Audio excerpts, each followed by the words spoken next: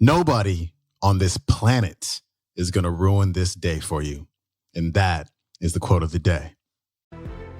Welcome back to the Quote of the Day show. I'm your host, Sean Croxton of SeanCroxton.com. Today's featured speaker is the late, great Wayne Dyer. Wayne was the author of many, many books and made such an amazing impact on this world while he was here.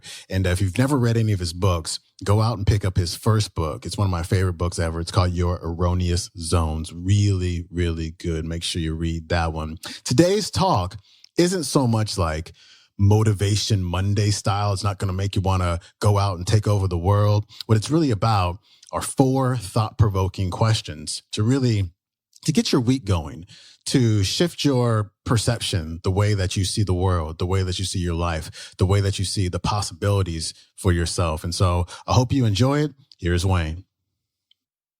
Let me ask you this question. If you've suddenly discovered that you had 6 months to live, how would you change your life? What would you do?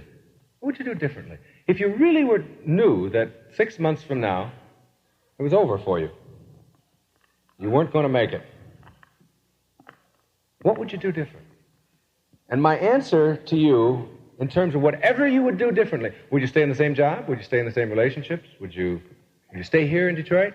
Would you get off and try other new things? What? My answer to you about that question, I've always thought it as a good question, is you only have 6 months to live. That's a good number. That's all you got. Even if you've got 30 years, or 50 years, or 90 years, it's this much time. It's this much time. That's it. They say in the end, it's a wink of an eye, as Jackson Browne said. And no matter how I try to understand it, I can't seem to grasp it, no matter how hard I try. What death is, and what it means, and where we're going. But we know that our time here is so short. You want to make a difference in the world? You want to go out and help other people? You want to end some of the real problems we have on this planet? You want to be happier? You want to try things you've never tried before?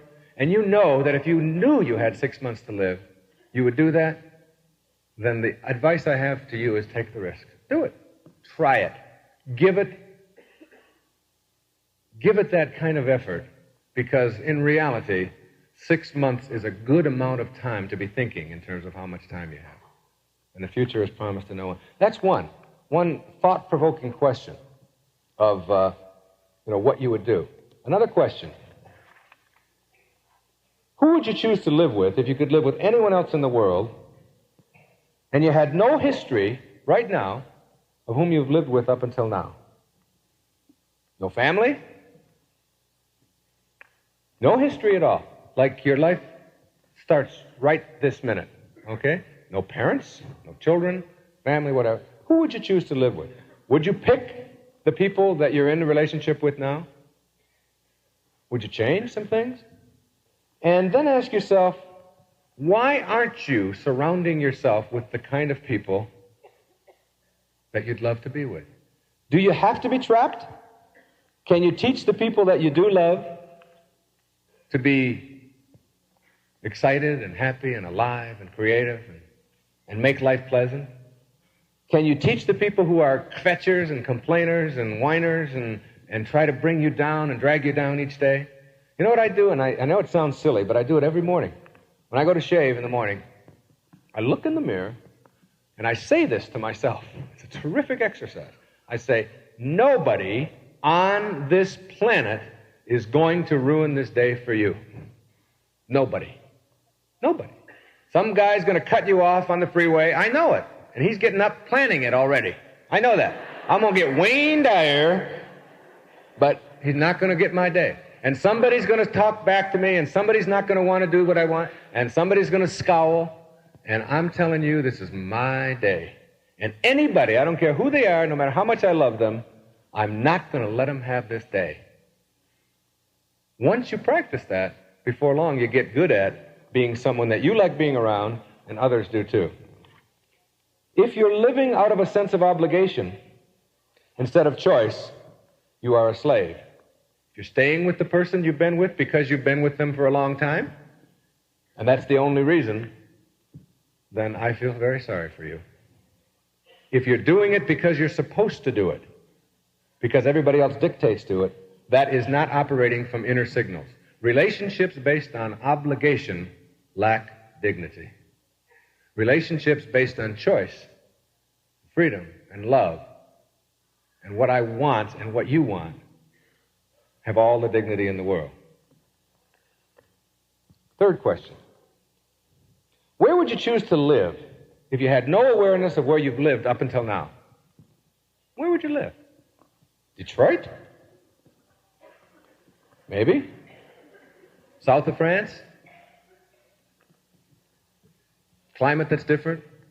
I'm talking now, you don't know where you've lived up until now. And you look on that big globe that we call our home, and you say, where would I like to be? No history of where I've been. And then ask yourself, what is it that keeps me from being there? Is it the fear? Is it the fact that I won't make it? That I'll fail? That I'll fall on my face? And then remind yourself that most fears are only that. They're only mental. They're only thought processes. That in fact, if you're making it here and doing well and feeling a sense of success, you can do that anywhere. Anywhere. And why not be where you choose to be rather than staying here because your great-grandparents landed here, as immigrants or whatever. Fourth question. How much sleep do you think you would get if you had no clock and no ability to measure time? How much sleep do you think you'd get? Think you'd get 8 hours, 10 hours, whatever it is? You think you'd spend a third of your life dead? All right, that was Wayne Dyer. His website is waynedyer.com. And that clip came from Wayne's audio program called How to Be a No Limit Person, which is available for instant MP3 download over at nightingale.com. Please support nightingale.com because without them, we would not have a show. And so thank you for your support. Thank you for your reviews and your ratings and all of your comments. Really, really appreciate that. And I will see you tomorrow with Jack Canfield.